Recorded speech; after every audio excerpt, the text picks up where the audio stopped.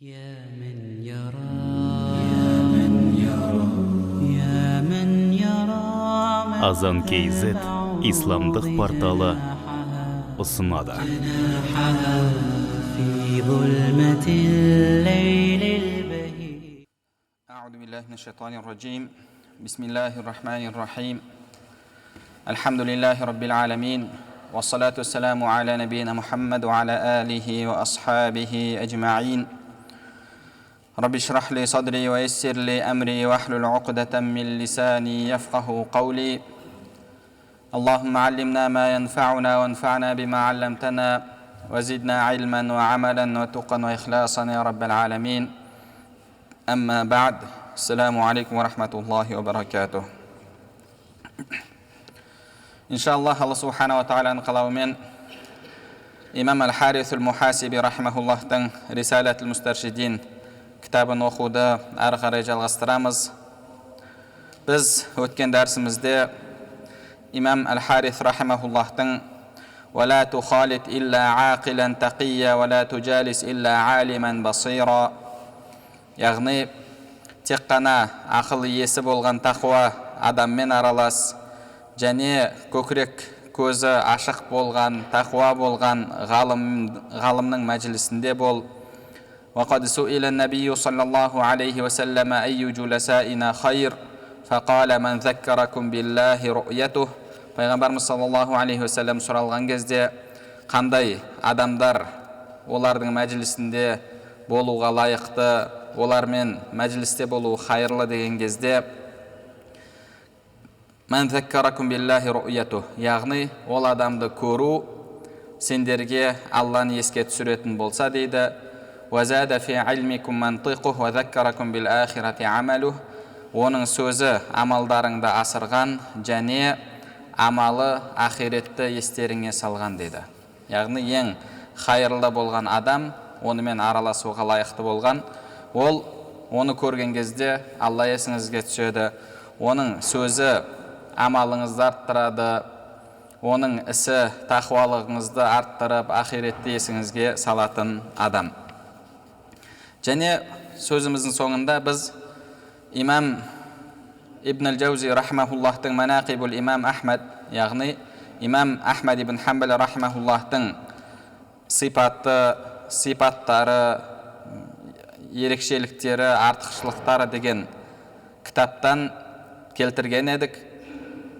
Имам Ахмад рахмахуллахтың шәкірттері риуаят етіп айтады, имам Ахмад рахмахуллахтың мәжілісінде 5000-ға жуық немесе 5000-нан асатын адам отыратын еді. Соның 500-і хадис жазса, қалған 4500-і имам Ахмадтың жай ғана отырысына, сөйлесіне, оның әдеп ақлақына қарап, содан үлгі алып отыратын еді дейді. Және имам Ибн Аль-Джаузи рахмахуллах ары қарай жалғастырып айтады, Ахмад ибн Салман ан-Наджад деген кісі айтты дейді. Ол кісі оны Абу Бакр ибн Аль-Муттауи деген кісіден келтіреді. Имам Ахмад ибн Хамбал рахимахуллахқа 12 жыл қатынап тұрдым. Яғни 12 жыл ол кісіге барып, алдында отыратын едім. وَهُوَ يَقْرَأُ الْمُسْنَدَ عَلَى أَوْلَادِهِ, өзінің ұрпағына, өзінің балаларына Муснад кітабын оқитын еді дейді. Және сол 12 жылда еш нәрсе жазған жоқпын, бір хадис жазған емеспін. إِنَّمَا كُنْتُ أَنْظُرُ إِلَى هَدِيهِ وَأَخْلَاقِهِ وَأَخْلَاقِهِ وَآدَبِهِ, тек қана имам Ахмадтың отырысына, сөйлесіне, ақлақына, әдебіне қарап отыратын едім дейді. Яғни ол кісілердің әдеп ақлақтары, сөйлесі, тұрысы, жүрісі, тақуалығы қараған адамға ақиретті есіне салатын, қараған адамның тақуалығын арттыратын еді. Пайғамбарымыз саллаллаху алейхи уассаламның сахабалары және басқа да табииндер, әтбаат табииндердің арасында ондай кісілер өте көп болған. Сол кісілерден Амр ибн Маймун Ал-Ауди рахимахуллах. Бұл кісі 75-ші жылы дүниеден өткен табиин ғалымдардан. Ол кісі жахилият дәуірінде өмір сүрген, бірақ пайғамбарымыз саллаллаху алейхи уассаламмен кездеспеген. Кейін сахабаларды көріп, исламға келген кісі болып табылады. Сол кісі жайында имам Ибн Хаджар ал-Асқалани Тахзибут-Тахзиб кітабында, имам Захаби Ал-Айбар кітабында және Тазкиратул Хуффаз кітабында айтады. وَكَانَ صَالِحًا قَانِتًا لِلَّهِ تَعَالَى, яғни ізгі Алладан қорғушы адамдардан еді. حَجَّ وَاعْتَمَرَ 100 مرة, 100 рет умра қажылық жасаған деді. Оның шәкірті Абу Исхақ ас-Сабихи айтты деді.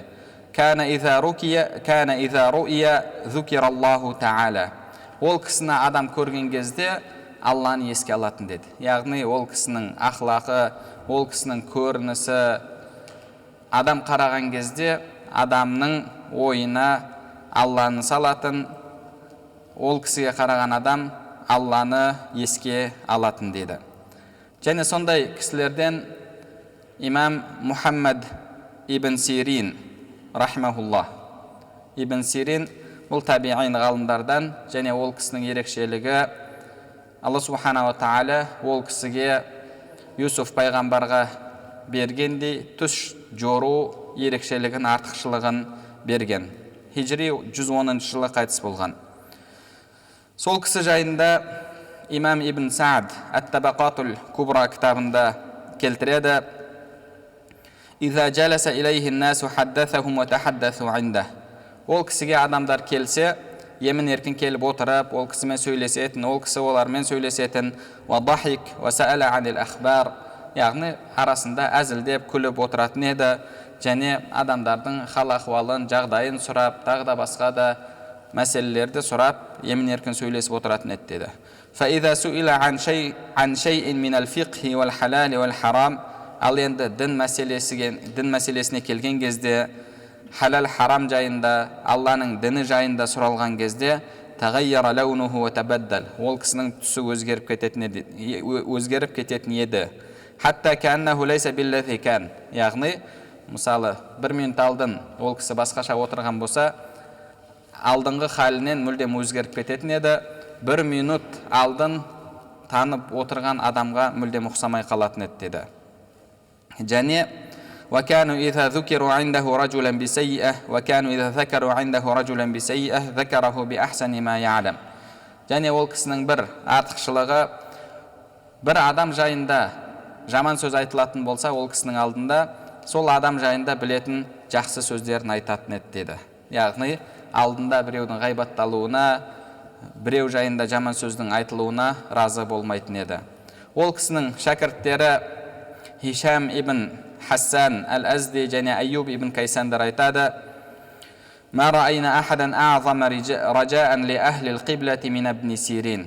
Қыбла иелерін үшін ертең иншалла Алланың рахметіне бөленеді деген үмітте болған ол кісіден асқан адам көрген емеспіз деді. Яғни сондай адамдарға түсіністікпен қарайтын адам еді.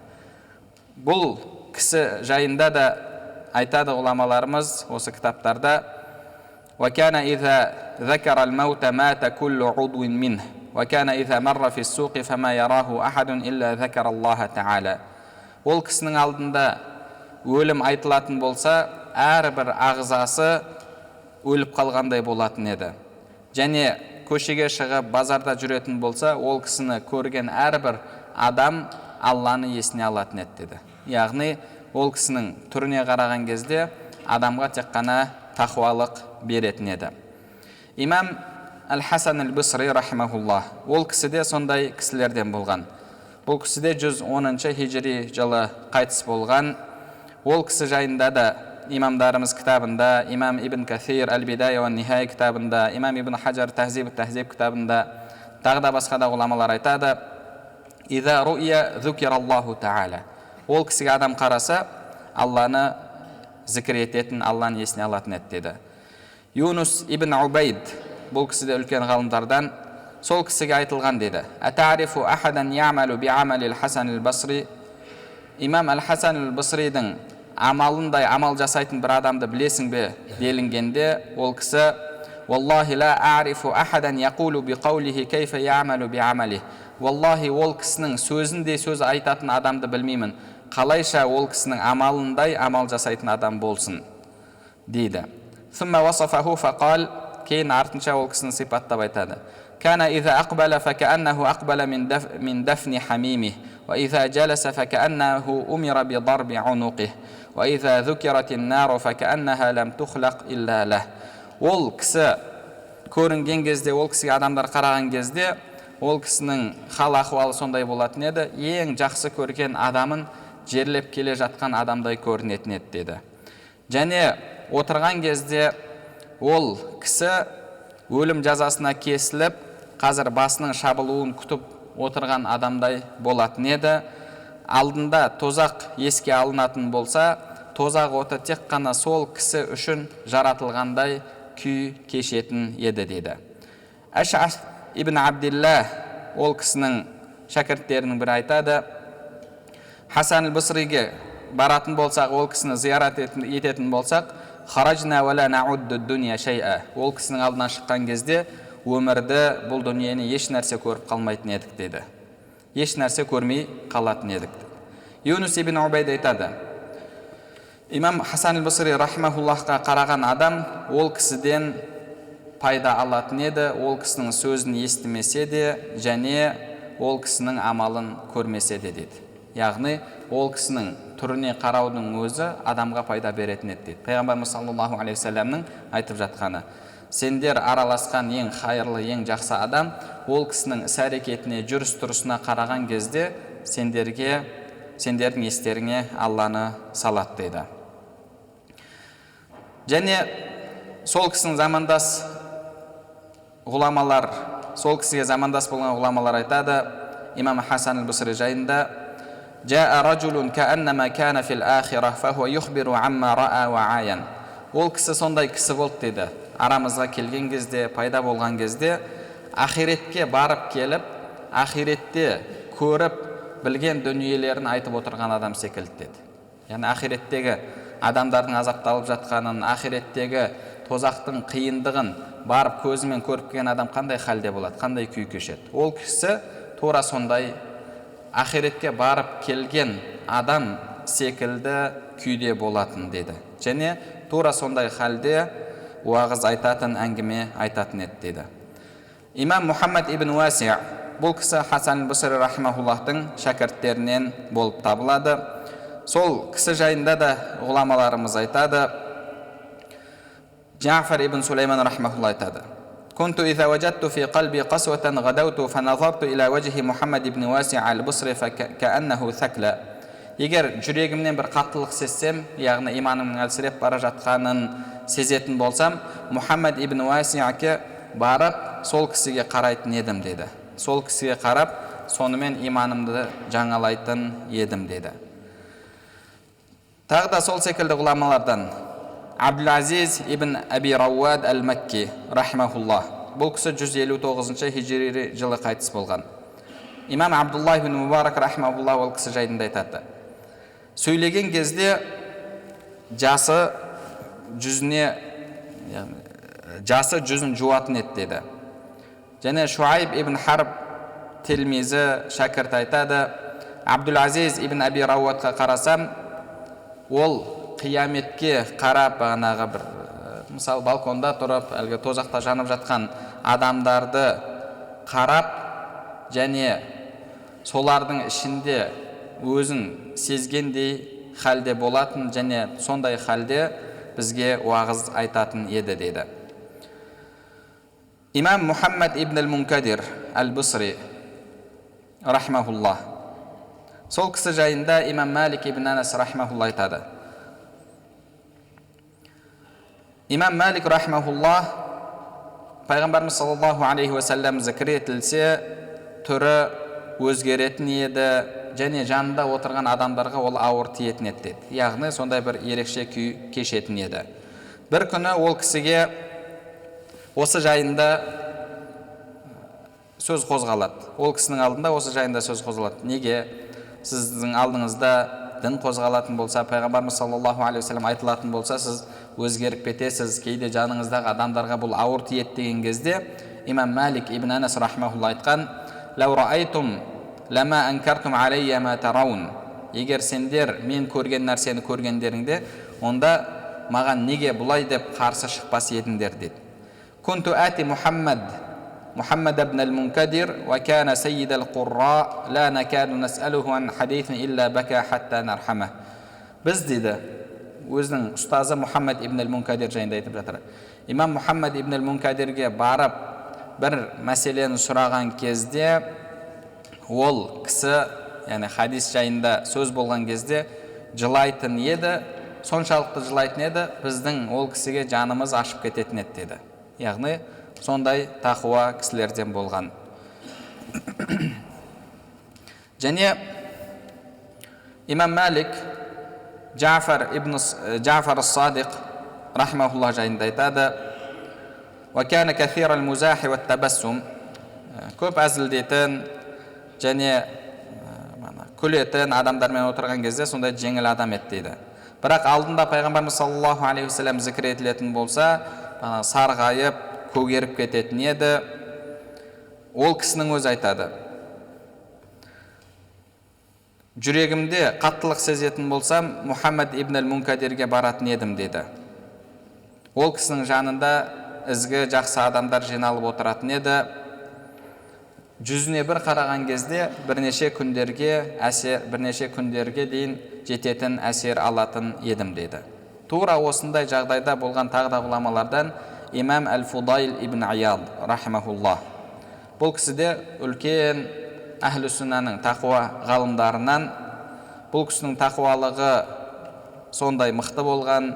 Ол кісіден дүниеге келген баласы да соншалықты тақуа болғаны, әкесі намазда тұрған кезде артында баласы үйіп тұрғанын білетін болса, қатты азап аяттары айтылған сүрелерді оқымайтын еді.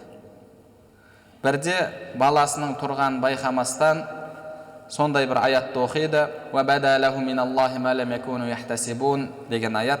Олар ертең Алланың алдына барған кезде күтпеген нәрселер алдынан шығады деді. Яғни кейде адам құлшылық жасайды, құлшылығында кемшілік бар, ізгі амалдар жасайды, ізгі амалдарын қабыл болды деп ойлайды, ол амалдарында тағы да кемшілік бар. Сөйтіп Алла субханала тағаланың алдына еш нәрсесіз барады. Керісінше кейде көңіл бөлместен, немқұрайлықпен, бұл не дейсің, бұл еш нәрсе тұрмайды деген секілді оймен бір жасаған күнәлары бар. Сондай күнәлары алдынан таудай болып шыққан кезде яғни алдынан күтпеген нәрсе шығады. Осы аятты оқыған кезде баласы естіп тұрып, есінен танып қалып, сол жерде дүниеден өтіп кеткен. Бұл кәдімгі сенімді жолдармен келген оқиға болып табылады. Бұндай оқиғалар, дүниеден өтіп кеткен оқиғалар, қарап отыратын болсақ, өте сирек тарихта кездеседі. Бірақ болған, ондай жағдайлар болған. Имам Фудайл ибн Ияд рахмахуллах, бұл кісі 187 жылы қайтыс болған. Ол кісінің қызметшісі Ибрахим ибн ал-Аш'аth айтады: "Ма раайту ахадан кана Аллаху фи садрихи а'зама мин ал-Фудайл". Алла субхана ва тағала деген жүрегінде ұлықтау сезімі күштірек болған адам көрген емеспін, Фудайл ибн Иядтан артық асып кететін деді. "Кана иза зукира Аллаху индаху ау сами'a ал-Qur'ана захара бихи ал-хауф вал-хузн". Алдында Алла зікір етілетін болса, немесе Құран аяттарын еститін болса, жүзінде қорқыныш, жүзінде қайғы, уайым көрінетін еді деді. "Ва фадат айнаху фабака хатта ярхамаху ман бихадратих". Және көздерінен жас шығып жылаған кезде жанындағы адамдардың ол кісіге жаны ашып кететін еді деді. Абдулла ибн Мубарак рахмахулла айтады: "Иза назарту иля ал-Фудайл жаддада ли ал-хузна ва мақатту нафси".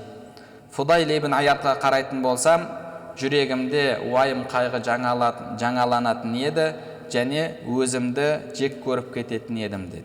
Жек көріп кететін едім деді. Яғни сол кісінің тақуалығы, сол кісінің хал ахуалы соншалықты, ол кісіні көріп, өзін сол кісімен салыстырған адам өзінің амалын, өзінің халін жек көріп кететін еді.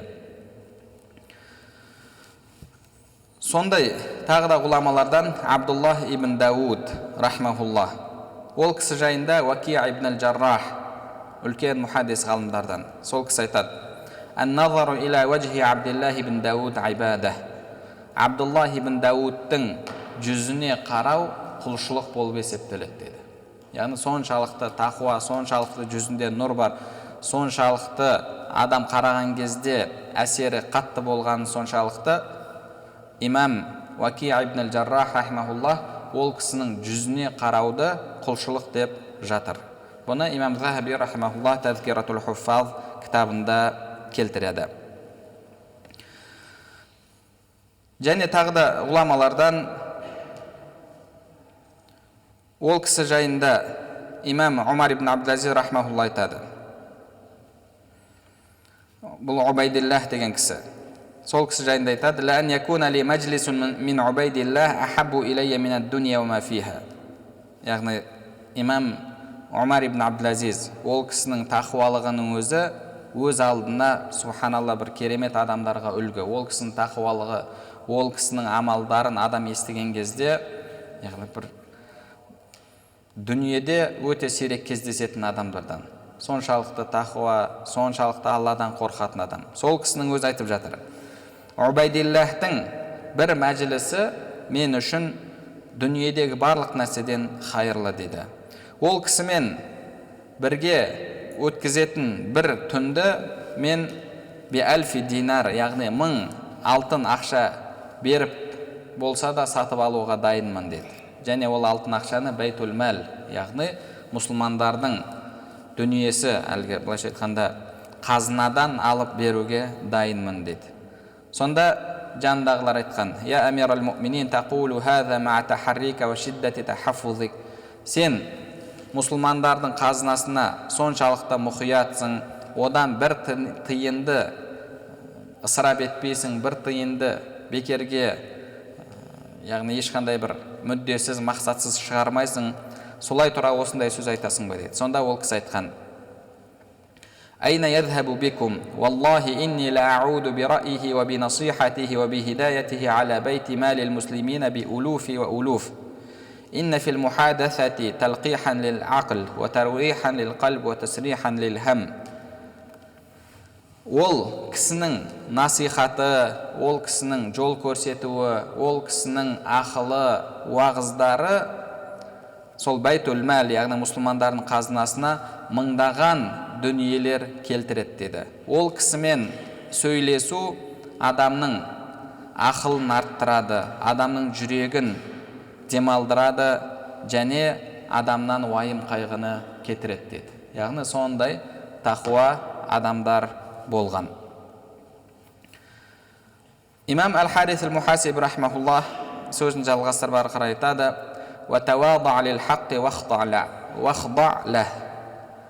Ақиқаттың алдында кішіпейіл бол және ақиқатқа бой ұсын деді. Ақиқаттың алдында кішіпейіл бол және ақиқатқа бой ұсын. Бұл мұсылман адамның міндеті, мұсылман адамның сипаты болып табылады. Және бұл біздің ізгі ғұламаларымыздың жолы болып табылады.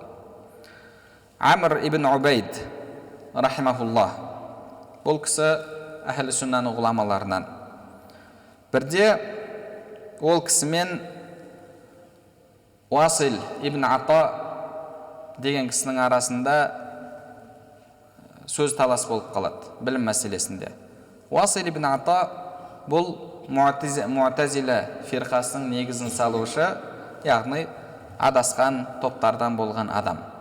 Бірақ сол жерде, сол мәселеде тартыс болып қалған кезде Амр ибн Убайд өзінің қателігін байқайды. Өзінің сөзінің қате екендігін байқайды. Сонда ол кісі өзінің ойынан қайтып мына сөздерді айтады: "Ма байни ва байнал хаққи мин адауа". Яғни менімен ақиқаттың арасында дұшпандық жоқ деді. Менімен ақиқаттың арасында ешқандай дұшпандық жоқ деді. Кейде өкінішке орай адам өзімен ақиқаттың арасында дұшпандық бардай халде болады. Ақиқатты мойындағысы келмейді, ақиқат сөзді қабылдағысы келмейді. Адам мен ақиқаттың арасында ешқандай дұшпандық болмау керек, және ешқандай адам оған ақиқатты қабылдауына кедергі болмауы керек. Мына Уасил ибн Ата негізінде адасқан адам болып табылады. Бірақ бұл кісі сол жерде өзінің қателігін мойындап жатыр.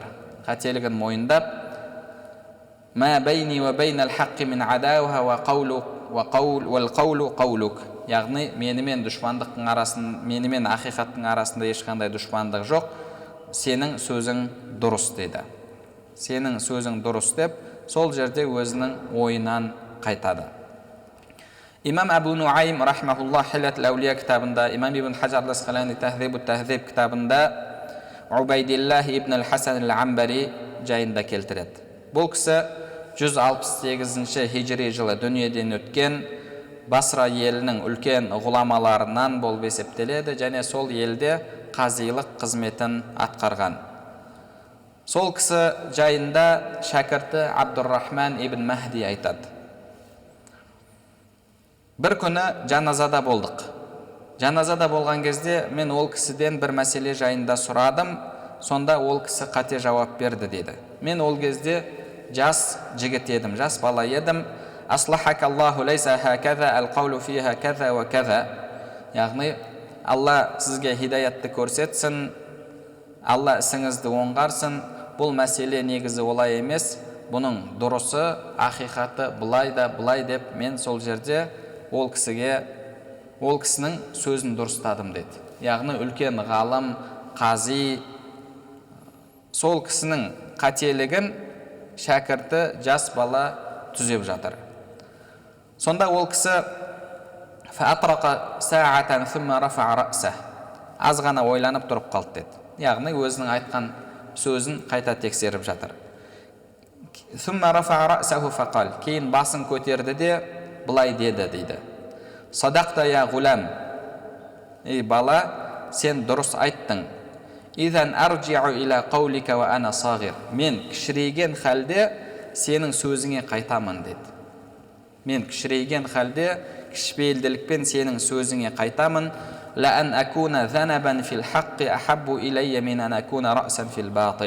Яғни, жалғанның құйрығы болып жүрген, ақиқат жалғанның басы болып жүргенше, жалғанның басында болып, жалғанның басы болып жүргенше, ақиқаттың құйрығы болып жүргенім мен үшін хайырлы, мен үшін артық деп жауап берді.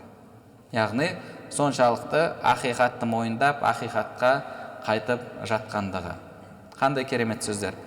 Жалғанның басы болып жүргенше, ақиқаттың, шындықтың құйрығы болып жүргенім артық деді. Бұл негізінде әрбір мұсылманда табылу керек болған сипат. Бірде бір халифалардың алдында бір топ қауым, қабила, бір тайпа келіп, өзінің проблемасын айтады. Сонда арасынан шығып сөйлейтін адам проблеманы айта бастаған кезде халифа тоқтатып, араларыңда бұдан да жасы үлкенірек адам жоқ па дейді. Олар арасынан жас баланы шығарады сөйлеуге. Сонда әлгі бала айтады: мен қанша кішкентай болсам да, қанша жас болсам да, қанша кішкентай болсам да, худ-худ, әлгі қандай еді, тоқылдақ құстан кішкентай емеспін деді. Және сен қанша үлкен, қанша ақылды болсаң да, Сулейман алейхиссаламнан үлкен, Сулейман алейхиссаламнан үлкен емессің деді. Сенен қанша ақылды болған, сенен қанша үлкен, сенен қанша ұлық болған Сулейманға менен қайда кіші болған құс ахатту бима лам тухит бих. Сен білмеген нәрсені мен білдім. Важитука мин сабаин бинабаи яқин. Саба елінен мен саған анық хабар жеткіздім деп айтты деді. Яғни құс келіп Сулейман алейхиссаламға айтып жатыр: сен білмеген нәрсені мен білдім деді. Сонда Сулейман алейхиссалам не деді? Үніңді өшір, сен құссың, сен адам емессің, тағы да басқа сондай сөздерді айтты ма? Жоқ. Сонда халифа: иә, сен дұрыс айтасың, ақылды жігіт екенің көрініп тұр, ары қарай сөйлей бер деді. Яғни ешкім ақиқаттың алдында үлкен емес. Ақиқат келеді ме, ақиқатты адам қабылдауы керек. Имам Әл-Харис рахмахуллах ары қарай айтады: "Ва адим зикраллахи та'ала танал қурба." Әрдайым Алланы зікір ет, Аллаға жақындайсың, Аллаға жақын болуға қол жеткізесің дейді. Яғни Алла субханала тағаланы зікір етумен адам Аллаға жақын болады. Имам Әл-Харис Әл-Мухасиб рахмахуллахтың бұл сөздерінде зікірдің қаншалықты маңызды екендігі, Алланы еске алудың қаншалықты ұлық құлшылық екені көрініп тұр. Бұл жайында ғұламаларымыз көптеген кітаптар жазған. Зікірдің пайдасын 100 шақты етіп пайдаларының барлығын жазған имам Ибн Ал-Қайим рахимахуллах өзінің Әл-Уабилус Сайиб минал калимит тайиб кітабында айтады: "Ва фи зикриллахи та'ала аксару мин 100 фаида." Алла субханала ва та'аланы зікір етуде 100-ден асқан пайда бар деді. Юрдир рахман, рахманды разы етеді Алланы зікір ету. Ятруду шайтан, шайтанды қуады. Ва юзилул хам, уайым қайғыны кетіреді. Ва яджлибу сурур, адамға қуаныш алып келеді жүрегіне. Ва юқауил қалба вал бадан, адамның денесін де, адамның жүрегін де күшейтеді. Ва юнауирул қалба вал вajh, адамның жүзін, қалбын нұрландырады. Ва яджлибу ризq, адамға рызық алып келеді. Ва яксибул махабата вал халава, адамға сонда айбат береді. Яғни басқалар оның жанына келген кезде бағанағы айбатын сезінетін болады.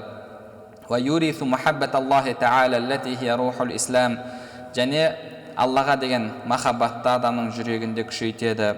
Ва юрисул ма'рифата вал инабата вал қурб ва хаятал қалб ва зикраллахи лил абд, және адамның жүрегіне Алла субханала ва та'ала зікір арқылы бір білім, жаңа білім береді. Ол Аллаға жақындайды, адамның жүрегі тіріледі, және сол құлын Аллада зікір етеді, Аллада есіне алады дейді. Ва хуа қутул қалби ва руху, зікір жүректің азығы, жүректің рухы дейді. Ва яджлу сада'a, және жүректен тотты, яғни адам жүрегі татпасатын болса, әлгі сарғайып, темір сарғайғандай, адамның жүрегі де кейде солай сарғайып татпасады. Пайғамбарымыз саллаллаху алейхи уассалам: "Иннал қулуба таста кама ястаул хадид", жүректер тот басқандай, темір тот басқандай жүректер де тот басады деді. Пайғамбарымыз саллаллаху алейхи уассаламнан сахабалар сұрады: қалай кетіреміз деген кезде, Алланы зікір ету және өлімді еске алу деген еді. Ва яджлу сада'a ва яхуттул хатая, адамның күнәларын түсіреді. Ва ярфау даражат, адамның дәрежесін көтереді. Ва юхдисул унс, және адамның жүрегінде сондай бір Алланың жақындығын сезінумен тыныштық пайда болады. Ва юзилул вахша, жалғыздықты адамның жүрегінен кетіреді дейді. Яғни адам кейде сондай бір жалғыздық сезінеді, жүрегінде қорқыныш сезінеді, соны Алланы зікір ету кетіреді. Және бағанағы айтылғандай, адамның жүрегі сығылған кезде, жүрегі қиналған кезде, жүректен сол уайым қайғыны кетіреді, жүрекке қуаныш алып келеді. Алла субханала ва та'ала Құран кәрімде Пайғамбарымыз саллаллаху алейхи ва саллям айтады: "Ва лақад на'ламу аннака ядиқу садрука бима яқулун", олардың айтып жатқан сөздерінің себебімен сенің жүрегің сығылатынын біз білеміз деді. Яғни жүрегің сығылады, сен бір қиындық сезінесің.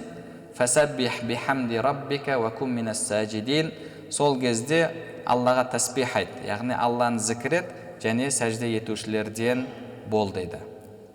Бұдан біз нені түсінеміз? Адамның жүрегі сығылған кезде, адам қиналған кезде Аллаға тәсбих айтып, Аллаға зікір айтатын болса, Алланы ұлықтайтын болса, сәждеге жығылатын болса, құлшылық жасайтын болса, бұл нәрсе оның жүрегінен әлгі қиындықты, жүректің сығылуын кетіреді.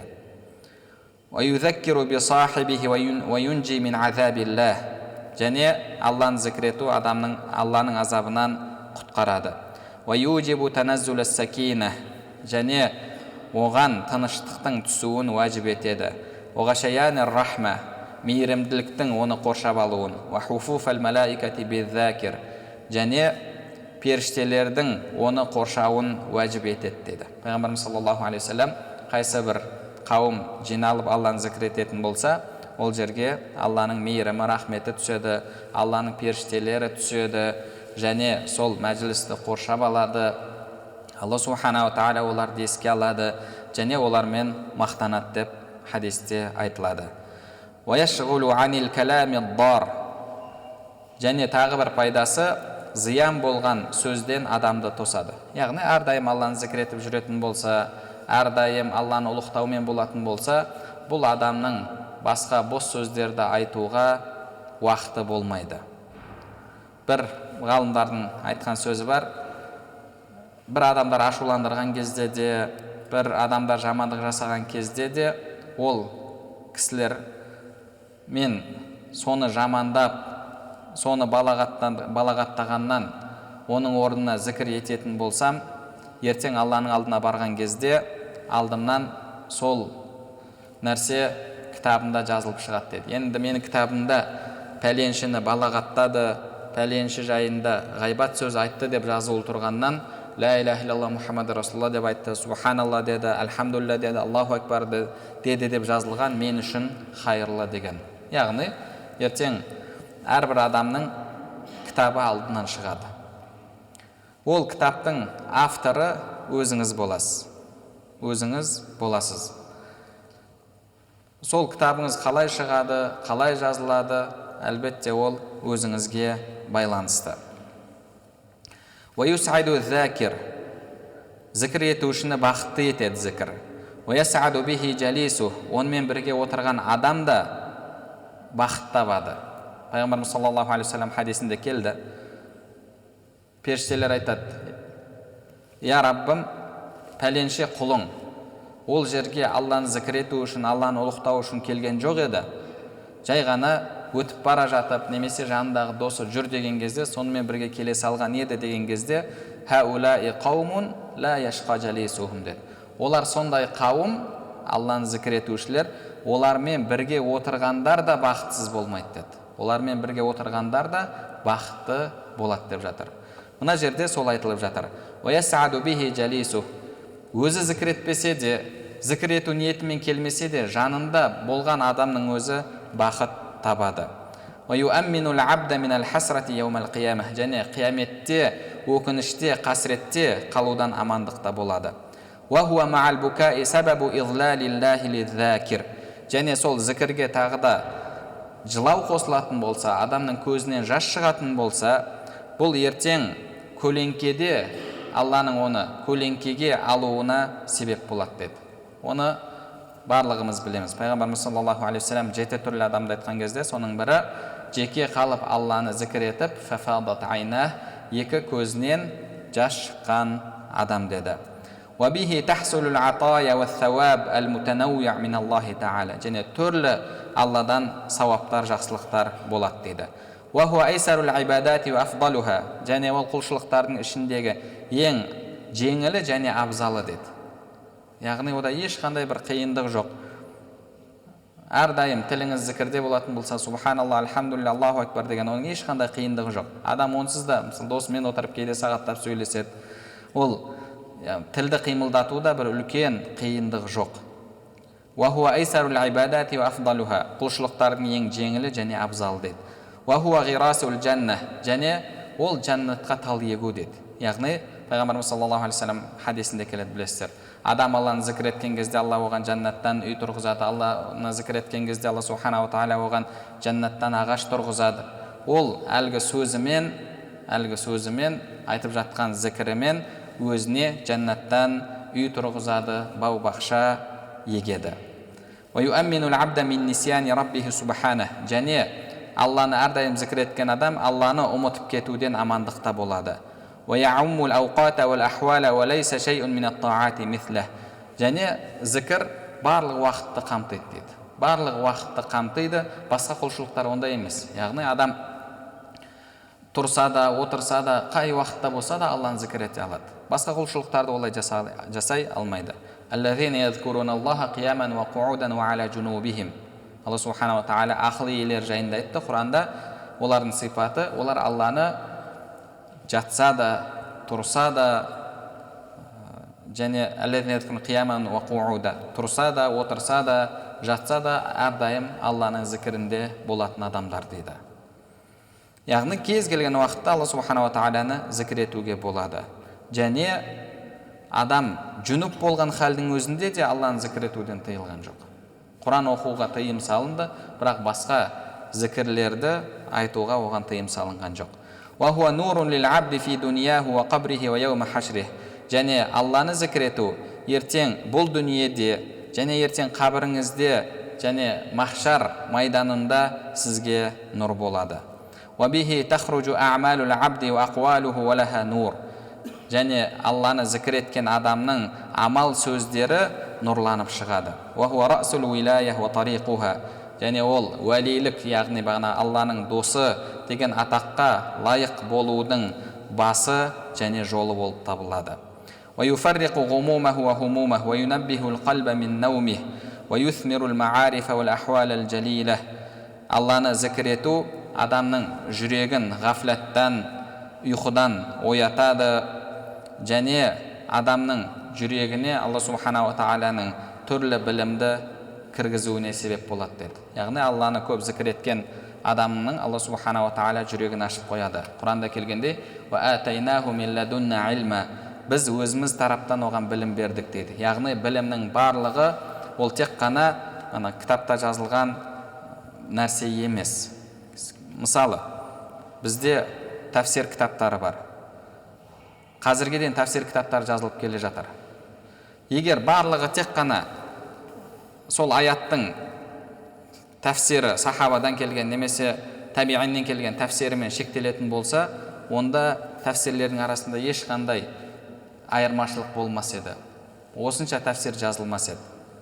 Бірақ Алла субхана ва тағала сүйікті құлдарының жүректеріне Алланың аятына қатысты сондай мағыналарды салып қояды. Жаңа мағыналар оның жүрегіне ашылады. Осының барлығына себеп болатын нәрсе ол Алла субхана ва тағаланың әрдайым зікірінде болу. وَالذَّاكِرُ قَرِيبٌ مِنْ مَذْكُورِهِ. Зікір етуші зікір етілушіге жақын болады деді. وَاللَّهُ مَعَهُ. Алла онымен бірге болады. وَأَكْرَمُ الْخَلْقِ عَلَى اللَّهِ مَنْ لَا يَزَالُ لِسَانُهُ رَطِبًا مِنْ ذِكْرِ اللَّهِ. Және Алланың алдында ең ардақты болған адам, ол әрдайым оның аузы Алланы зікір етумен мәшғул болған, әрдайым тілі Алланы зікір етумен суланған адам деді. وَهُوَ يُزِيلُ قَسْوَةَ الْقَلْبِ. Ол жүректің қаттылығын кетіреді. وَمَسْتُجْلِبَتْ نِعَمُ اللَّهِ وَاسْتُدْفِعَتْ نِقَمُهُ بِمِثْلِ ذِكْرِهِ. Және Алланың нығметін келтіріп, жамандығын кетіретін ең ұлы нәрсе бұл зікір дейді. وَيُوجِبُ صَلَاةَ اللَّهِ وَمَلَائِكَتِهِ عَلَى الذَّاكِرِ. Және Алланы зікір ету, Алланың өзінің және пайғамбар періштелердің оны зікір етуіне себеп болады. Алла субхана ва тағаланың өзі оны зікір етеді. Періштелер оны зікір етеді. وَمَجَالِسُ الذِّكْرِ مَجَالِسُ الْمَلَائِكَةِ وَرِيَاضُ الْجَنَّةِ. Зікір мәжілістері ол періштелер қатысатын періштелердің мәжілісі және жәннаттың бақшаларынан болып табылады. وَجَمِيعُ الْأَعْمَالِ إِنَّمَا شُرِعَتْ لِإِقَامَةِ ذِكْرِ اللَّهِ تَعَالَى. Және амалдардың барлығы Алла субхана ва тағаланы зікір ету үшін қарап отыратын болсақ арналған. وَأَقِمِ الصَّلَاةَ لِذِكْرِ. Мені зікір ету үшін намаз оқы дейді. Яғни барлық құлшылықтарға қарайтын болсақ, оның артында Алланы зікір ету тұр. وَأَفْضَلُ كُلِّ أَهْلِ عَمَلٍ أَكْثَرُهُمْ فِيهِ لِلَّهِ ذِكْرًا. Енді амал иелерінің, білім иелерінің абзалы Алланы көп зікір ететін дейді. وَإِدَامَةُ الذِّكْرِ تَنُوبُ مَنَابَ كَثِيرٍ مِنَ الطَّاعَاتِ الْبَدَنِيَّةِ وَالْمَالِيَّةِ وَالْمُرَكَّبَ مِنْهُمَا. Және әрдайым зікірде болу басқа денемен жасалатын малмен, дүниемен жасалатын сол екеуінен құралған басқа да құлшылықтардың орнын басады дейді. Және бұдан да басқа зікірдің пайдалары бар, пайдаларын келтіріпті. Оны Алла нәсіп етсе, келесі дәрсімізде үйренетін боламыз. Алла субханала тағала бәрімізді Құранда сипаты келген «Әз-закирин Аллаха кәсира уә закират» Алланы көп зікір ететіндер деп келген, солардың қатарынан болуды нәсіп етсін. Алла субханала тағала бәрімізге пайдалы білім нәсіп етсін, білімдерімізге амал етуімізді және амалдарымыздың қабыл болуын нәсіп етсін. Субханакаллахумма бихамдик, ашһаду ан ла илаха илля ант, астағфирук ва атубу илейк.